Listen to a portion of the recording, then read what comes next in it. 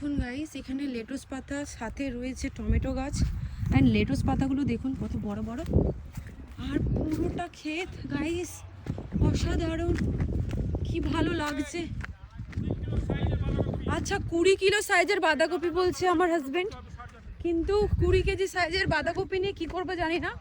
চলুন আপনাদেরকে দেখাই, যারা যারা 20 কেজি সাইজের বাঁধাকপি নিতে চাইছেন অবশ্যই চলে আসুন। অ্যান্ড এখানে আছে ফুলকপি, এখনো ফুলকপি হয়তো হয়নি। এটা হলো ফুলকপির গাছ, এখনো ফুলকপি বেরায়নি।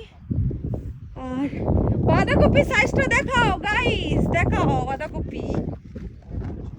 এই যে আমরা বাঁধাকপি নিতে চলে এসেছি, এগুলো কি সব বিক্রি হয়ে গেছে?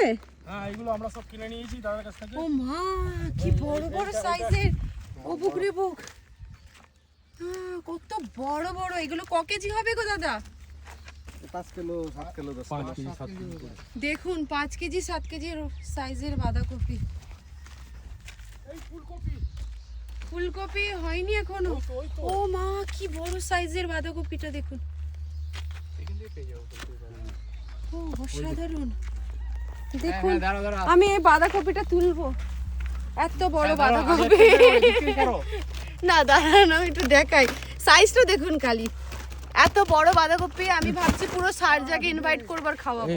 এই দাদাটা হচ্ছে আমাদের বস, বস। ঠিক আছে? কি বড় বাঁধাকপিগুলো, আর কত হয়েছে দেখে মন ভরে যাচ্ছে। আরে চলো ফুলকপির দিকে চলো। ফুলকপি আছে? হ্যাঁ, খারাপ পেন না।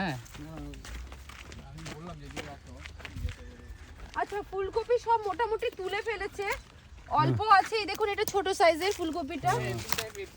আর হ্যাঁ, এই বাবা, এই ফুলকপিগুলো কি মরে গেছে নাকি কি হয়েছে এগুলো? এগুলো ব্লু কেন হয়ে গেছে? এগুলো পোকা হয়ে গেছে। ও তা এগুলো আর বিক্রি করতে পারোনি? আহারে কি অবস্থা।